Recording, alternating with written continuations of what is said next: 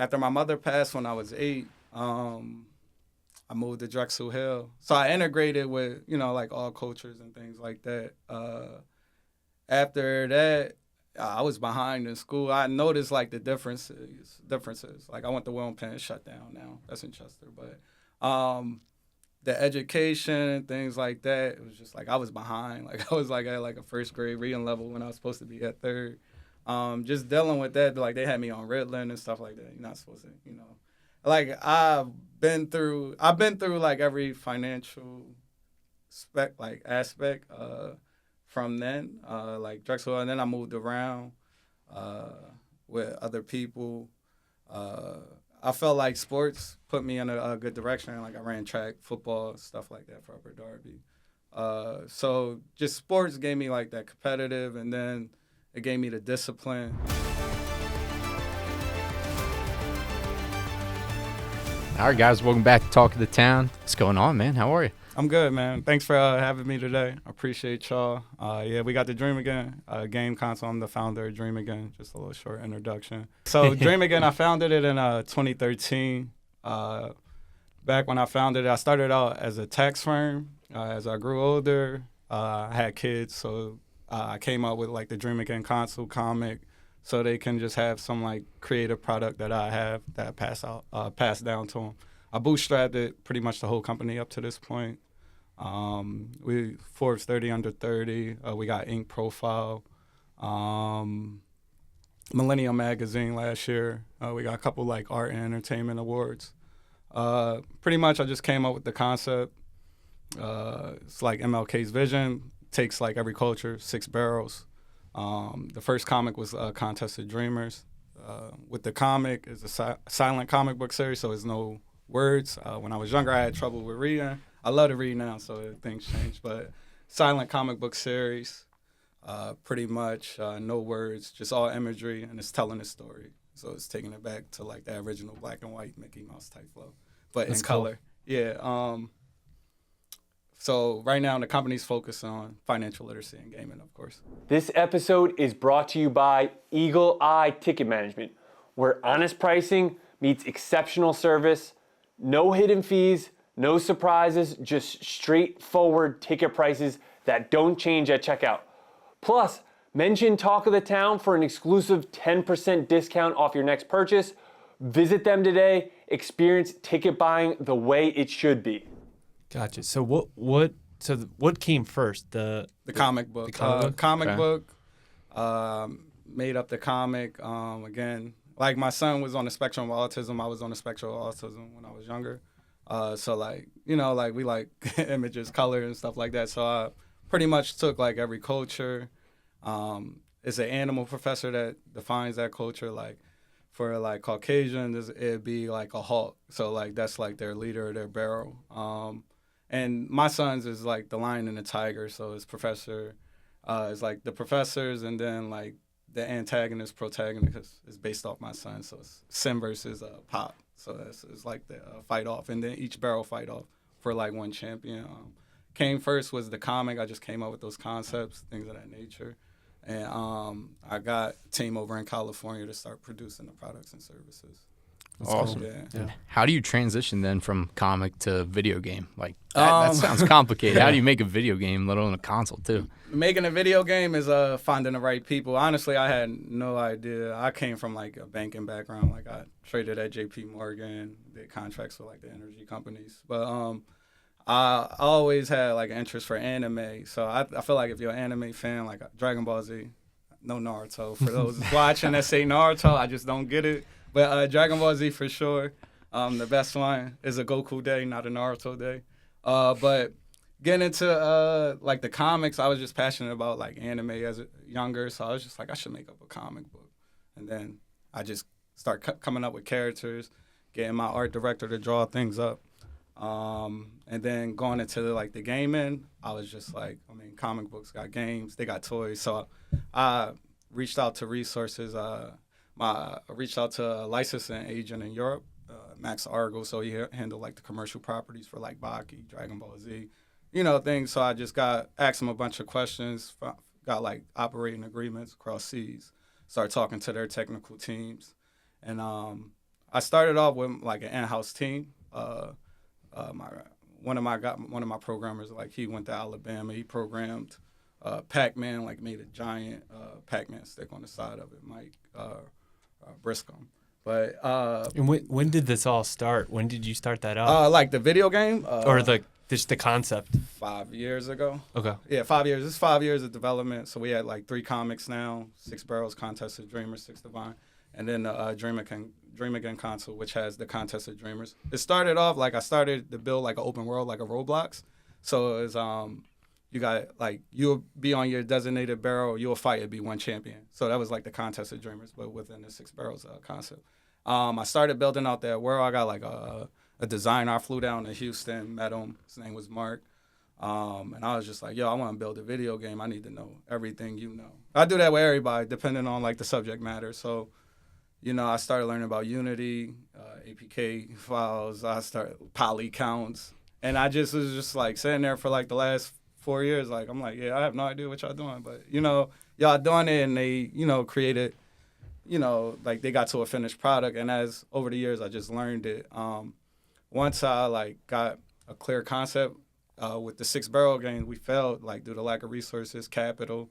It's like, you know, it can run up 700, 1.2 million, get your game going on the server, running things of that nature. So I'm like, I got to think of something else because I told people something was going to drop. I'm like, nah, I'm going to make a, you know, I'm like that friend. I'm like, yeah. I'm going to do this and then it's going to get dark. And then I got to figure out, I got to find a light through the tunnel. So once I was like, damn, that joint not dropping. I was like, what can I do? And then yeah, it must be hard to just like put that into a concept. Yeah, then I was like, I got to protect the IP. I got to get the console. So I contact manufacturer in China. I was like, look, what do y'all got? Set up those operating agreements. Now I got them like the console shipping and stuff like that. So, and then I just got the team. I was like, I talked to Mike, you know, talk to your programmers, talk to your team. I'm like, how can we get this into that? And, you know, Contest of Dreamers only available on a Dream Again console. That's why I just like saying that because it's like, you know, ownership. Like, ownership is real, especially if you're like an entrepreneur and things. Yeah, that makes sense. So you can't like get a physical copy or download the game onto another system. Yeah, the game's only available in my house. That's cool. And is this primarily for children? Yeah. Like the comic book, silent, you know, like it's silent, you know, people, like in Delaware, 1 in 5 kids can't read now. Like the advancement of technology, AI, things like that. So like, why do I need to read if I can talk to, you know, AI and it's going to tell me like chat, you know, like that thing is going. So I feel like illiteracy rates, things of that nature is going to go higher due to the advancement and the push that they're doing, like economically.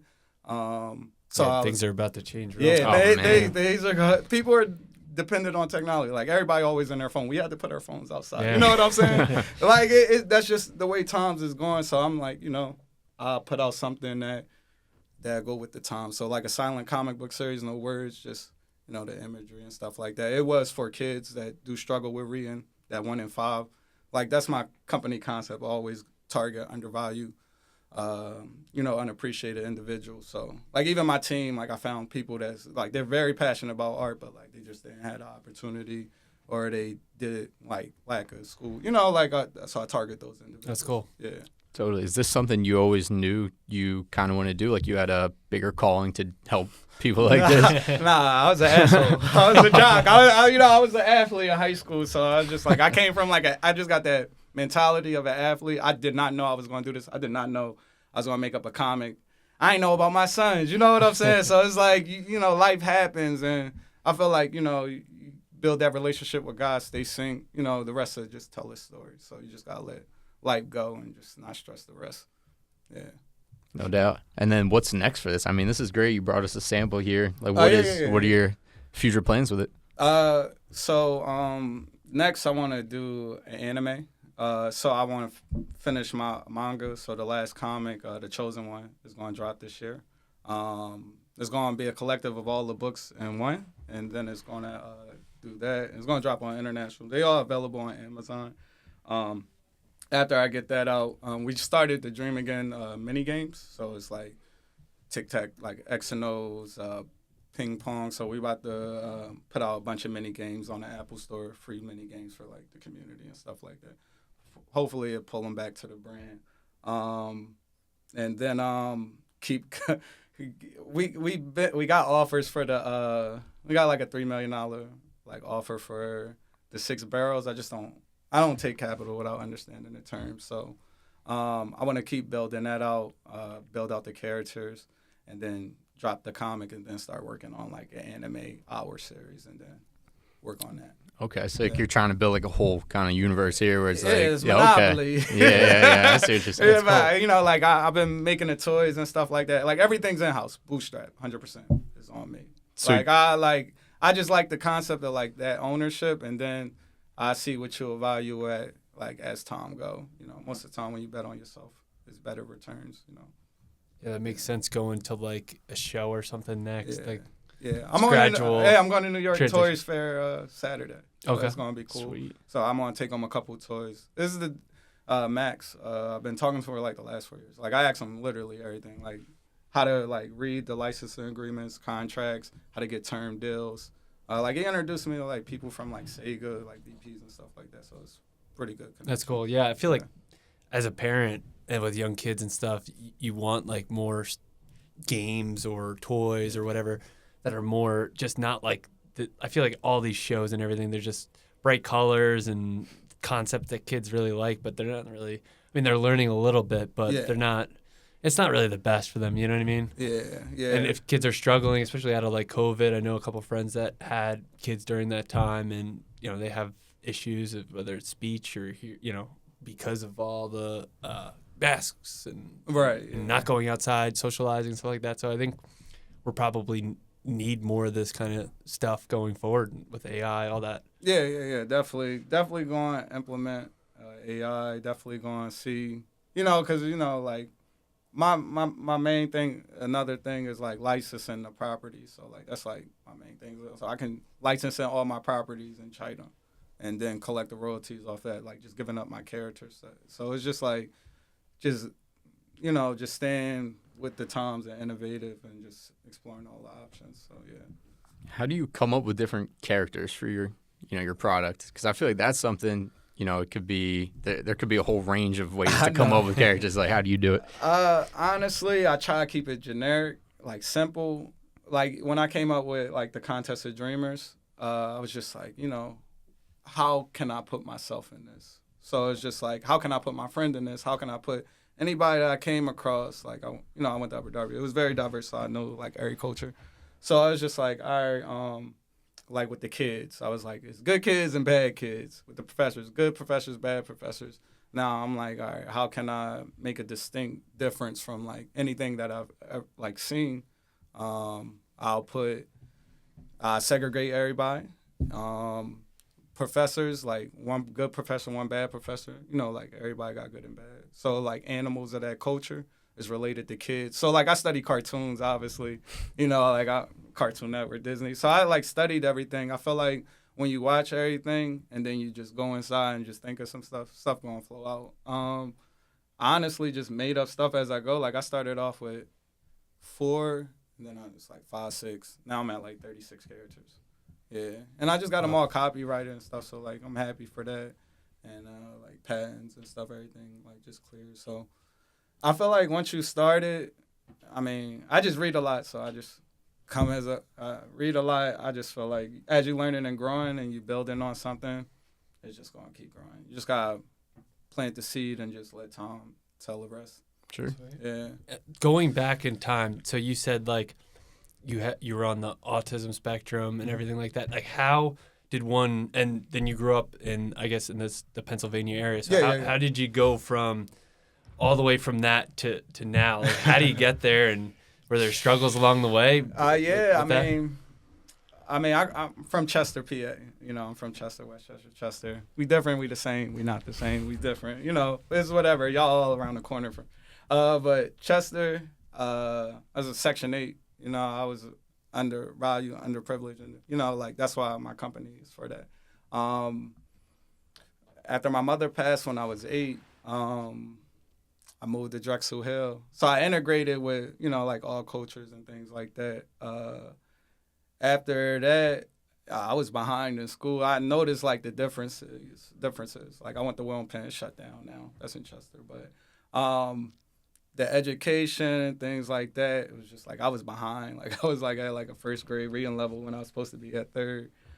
Just dealing with that, like they had me on Ritalin and stuff like that. You're not supposed to, Like I've been through like every financial aspect from then, like Drexel, and then I moved around with other people. I felt like sports put me in a good direction. Like I ran track, football, stuff like that for Upper Darby. So just sports gave me like that competitive, and then it gave me the discipline. School-wise, I wasn't really good at school probably till like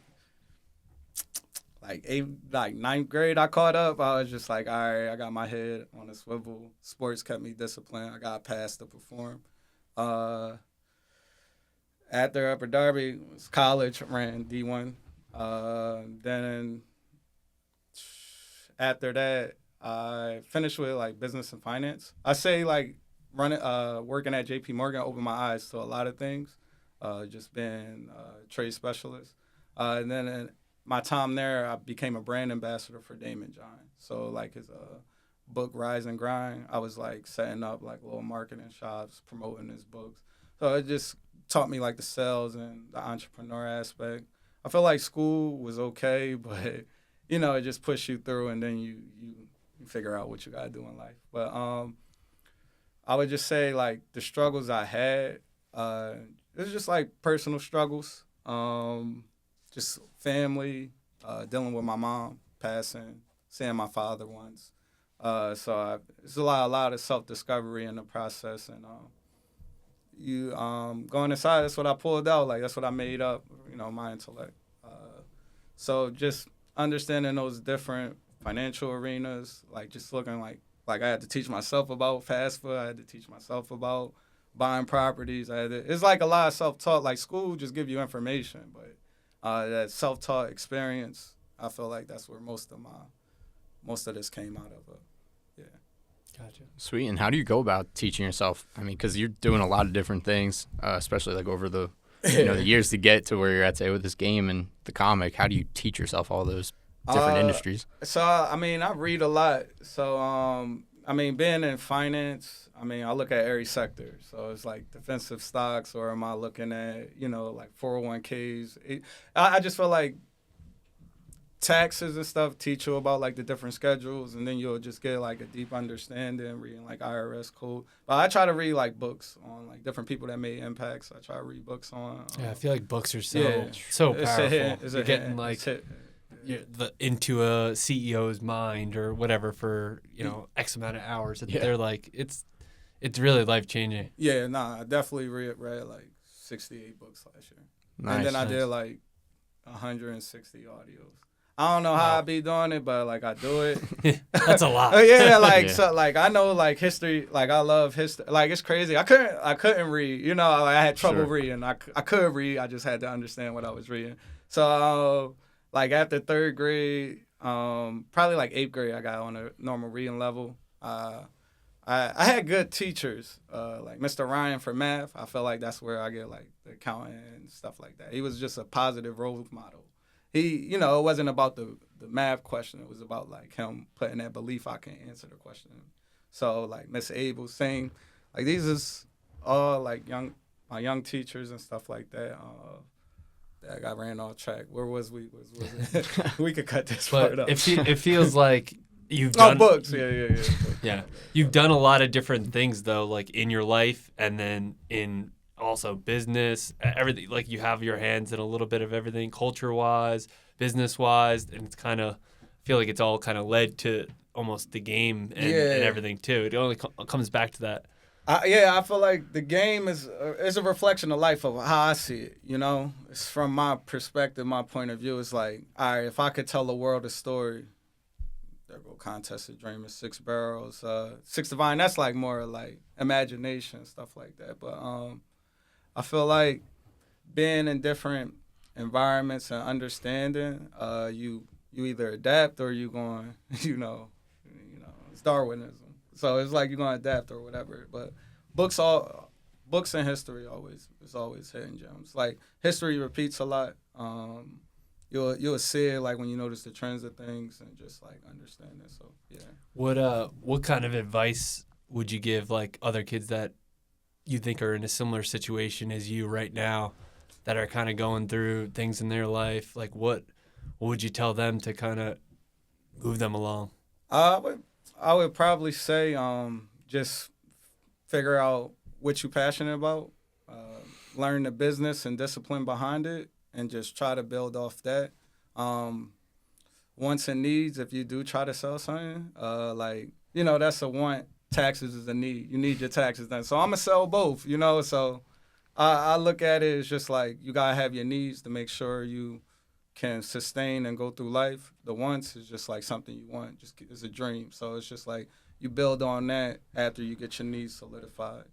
I would say that. And just stay positive, stay hopeful, understand like your situation that is not as bad as you think. It's a whole world. And once you see the world, then your circumstances not that bad. Sweet. No, I got you. And I kind of want to take it back a second. You mentioned you've read a ton. I'm a big reader as well. Sean, you like to read a lot too. Give us like 2 or 3 impactful books that you read this past year. 2 or 3, I would just say Mastery, Robert Greene. I would say Master. I gotta think of all the books. Yeah. Look, Put you on the spot a little bit here. The President's Banker. Okay. That's like a very good book. It goes into like John Pierpont, J.P. Morgan, how he financed the Osh family to buy the New York Times. How they had like 2 Titanics. One of them had the insurance policy on it, and then they kept the one. Then they talk about like all the loans that they syndicated in the beginning. Why the world is at its place now. Like all the presidents, they had like a banker behind them, if they say it or not. Most of the time, it's Goldman Sachs and J.P. Morgan. That's a very good book. You should definitely check that one out. Noted. Mastery. It just talks about like everybody that was like impactful, like Alexander, Cleopatra, and just how they were in their times, and they like deeply rooted in themselves and like how they perceived and moved throughout society at those times. That's a good book. And just one, Poor Charlie's Almanac. I'm sorry, Poor Charlie's Almanac. Charlie Munger. It was like Warren Buffett. Like they was like best friends, but he got Warren Buffett more on the aggressive side to become the billionaire. He's the silent assassin. I like. Didn't he just pass? Yeah, he just passed. Yeah. It's Harry Buffett. Yeah, Okay. right. he I like his investment strategies and stuff like that. Yeah, but those 3 books is definitely work for you. What made you get into like the whole tax business? That part. Tax business. I mean, this is like that's 2013. I was like young. I was probably thinking like I don't trust nobody, so let me figure out how to do taxes. I went to school for accounting and finance my first 2 years. I finished with business and finance, but like the taxes they would teach me at school, like this ain't it. This ain't the same. Once I started applying and like learning it, different schedules. Isn't that the same with like everything? I feel like though. Yeah, you figure out your own way. Yeah, they just push you out in the world. That's what they do. But once I started doing my own taxes, then. I started reading more, like learning like business more. This is like after the Damon John thing. So like I just was like, well, I can, travel 100% write off. If I make it business, I can write off my cell phone. I start learning like the different schedules, 1065. So I started reading into that.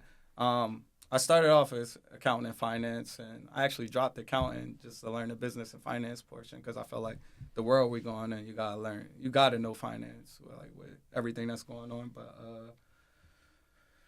taxes was just me off the whim, like I'm gonna do it because I went to school for accounting, and then I started doing it, and then I started, recurring clients and stuff like that. That's cool. That's cool. It's nice to have that like that home base kind of to go off of and keep you afloat no matter what. Yeah. It's a need. People need it. You're taking risks with some of this. That stuff is like, it's like, needle in a haystack, but people always gonna need their taxes done. I need a cash flow. You gotta create your different class. It ain't rental property. I need all different cash flows. Like, I need the another book, Cash Flow Quadrants, by Robert Kiyosaki. I don't know if y'all read that. That's a good one. I That's saw what that. I'll be. I saw that one. Isn't that come out? Did that come out recently or something? No, it's an older one. I think he released a new one, but That's not the new one. Cash Flow Quadrants is the four square, and it's like all the different types of income that you can have. Yeah. So I think of that like, all right, that's on like the business side of the quadrant. It's hit or miss. I need something like, earned or something like that to keep the business. And didn't you mention that you're moving to Austin, Texas? What's yeah, that about? relocating. I gotta get next to the You're tech leaving people. us, That's man. where the Silicon Valley people Leaving going. us. That's the Silicon. I gotta follow. That's where the team going. I gotta follow the team. Austin. Is that a big risk to make the just jump move? out there? I feel like I've been prepared for it because I got like the real estate set up now. I got I got like the products. I got the stuff like that. I feel like with like global within the states, like Austin is the place numbers wise. Like no state taxes. Like I like Delaware, no corporate, no sales tax, retirement state, property tax stay low.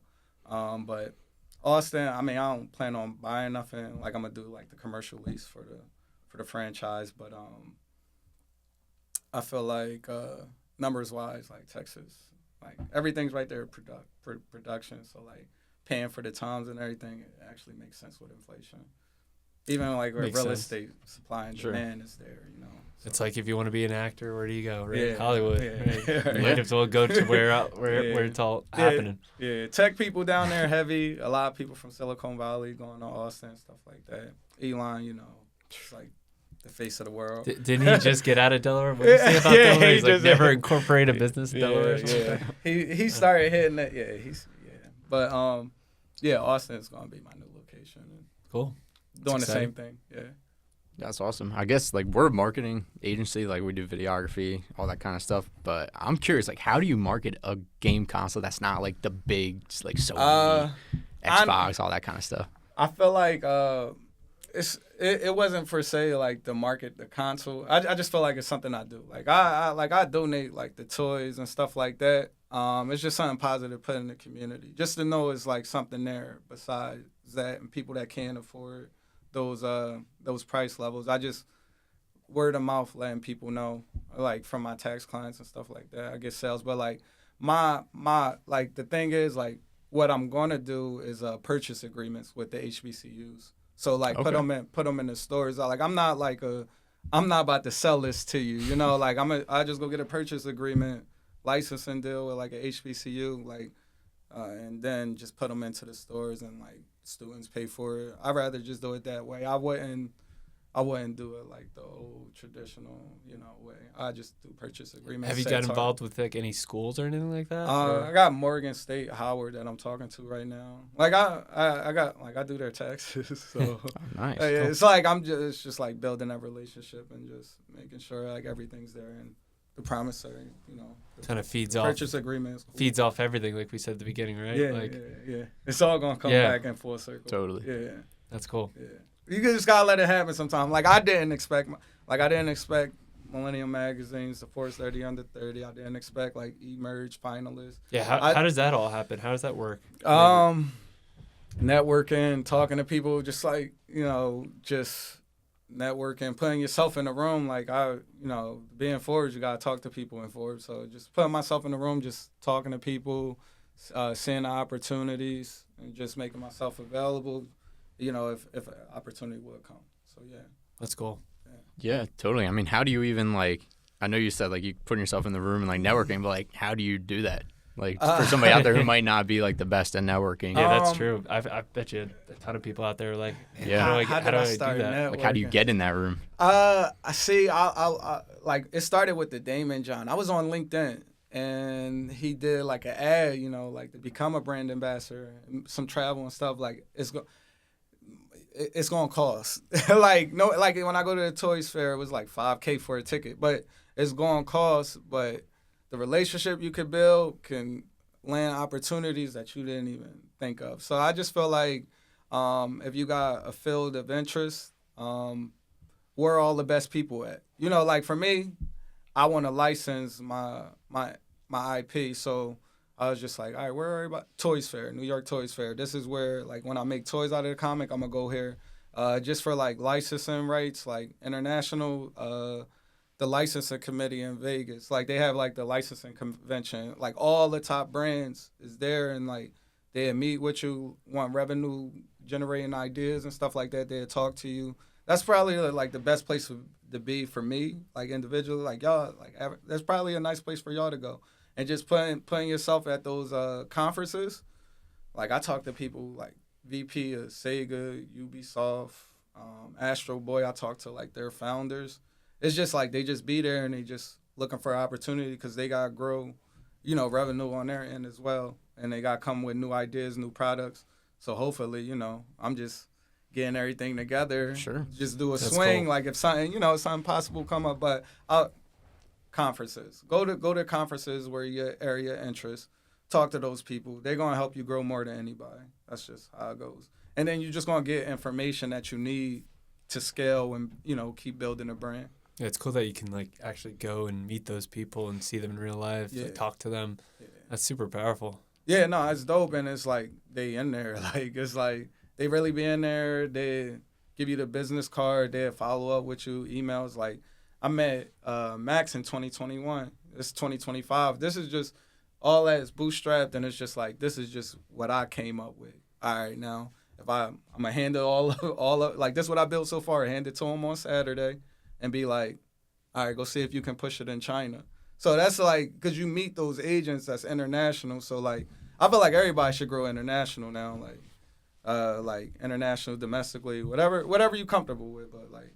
You could just talk to people like that and just put yourself in those rooms. So networking always works.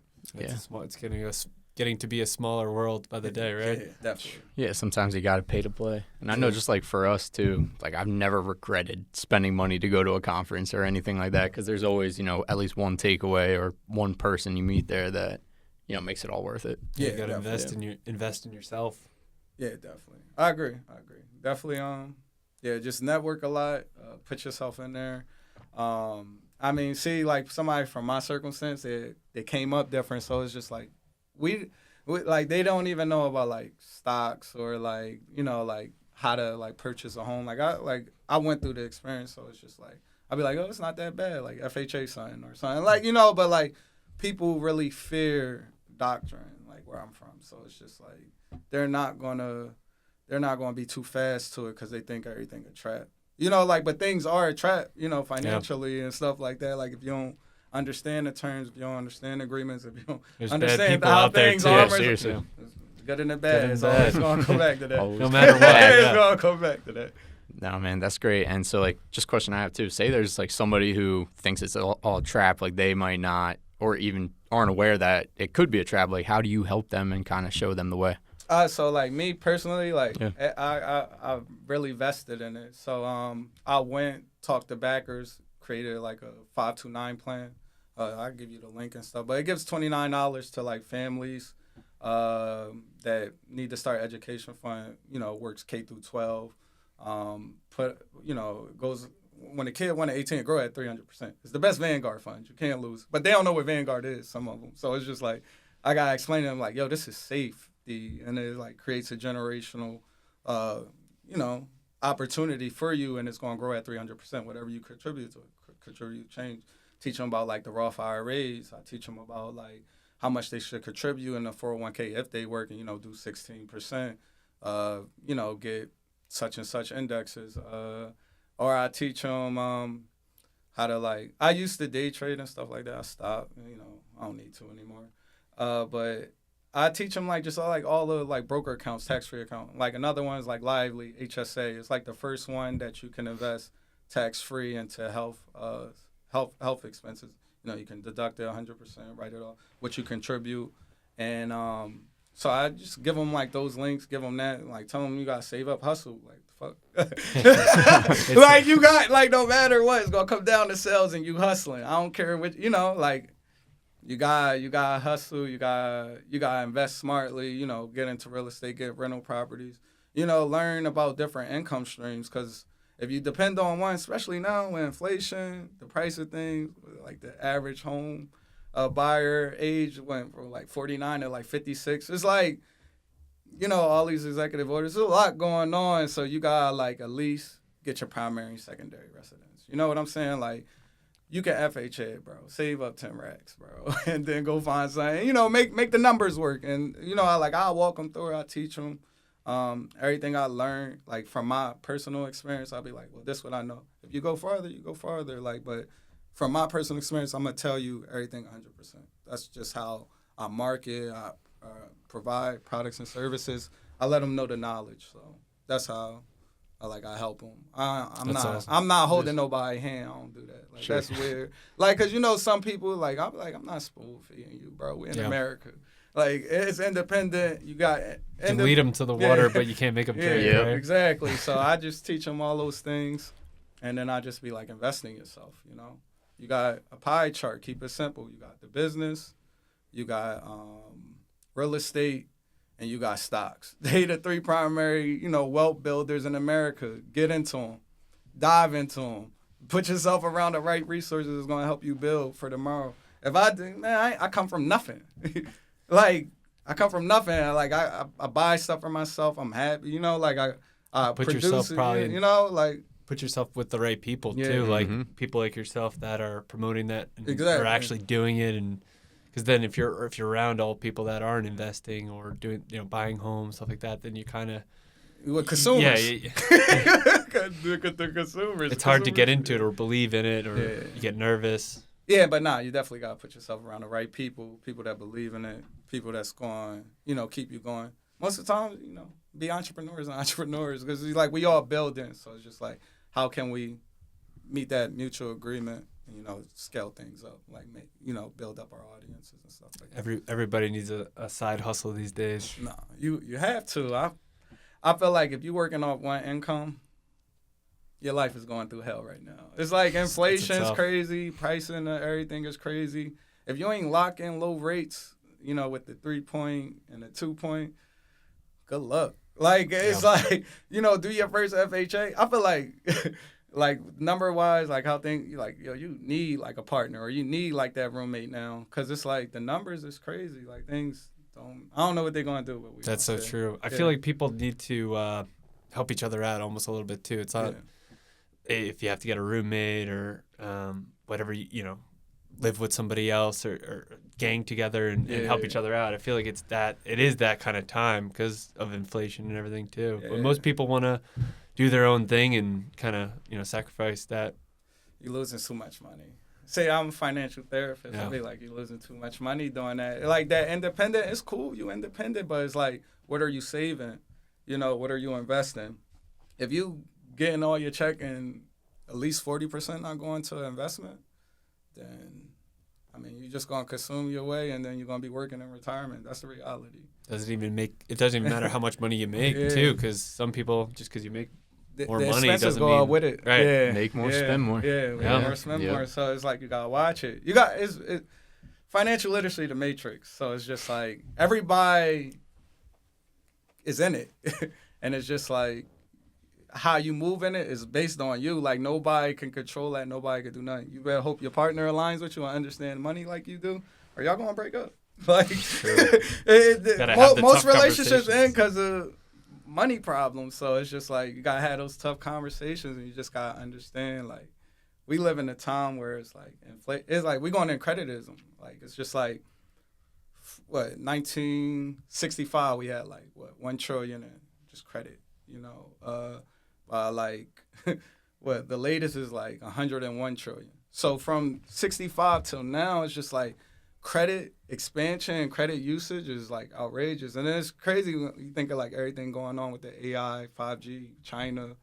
It's like 800 billion of our debt, our deficit belongs to China. And, like they rank number 2, Japan like rank number 1. So it's like when you really look at things, it's like, if they don't win the 5G, AI war, like what is America going to become? Like, what are we going to see? So it's just like, I don't bet against America because they always come up like with a production generation and stuff like that. I see what they're like pushing, but it's going to be interesting like these next like 5-10 years, like see how things turn out. But AI is going to be definitely changing the whole game. 40% reduction in the workforce by 2030 because of AI. I don't know what's gonna happen. It's gonna Who be knows? the barrels. It's gonna be the Who barrels. It's gonna That's be part the of the barrels. fun. Yeah. What's the next steps for you here? Where are you taking us? We're going to Austin. What's the goal in the next 10 years here? Austin. My next goal is to open up international licensed property. So just getting the brand, the characters across seas. Like I don't want to build them. I feel like it's hard to build domestically. I feel like international easier. Like I don't know, like for what I'm doing, but I want to open up licensing properties international. Get the brand, characters, some toys, the comic, and the faces of international consumers, and then work on the anime. And then in terms of the 6 barrels, I just gotta solidify the expenses before I take capital, and then make sure I can produce profit because I'm not about to be in debt with nobody. I keep bootstrapping it if I have to. But that and then make the anime. So that's my primary focuses. That's exciting. Right on. Yeah, that's exciting times for sure. Yeah. And if there's somebody, who wants to reach out to you about, a variety of things we talked about today, what's the best way to do that? You can dreamagainthelegacy.com. You can put something in contact. If you reach out to one of the social medias, dreamagain_the_legacy, that's Instagram.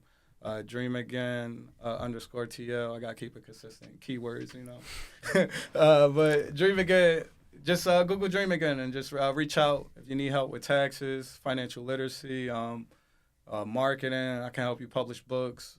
We offer everything to help individuals, grow. And I got international partners and stuff like that domestically.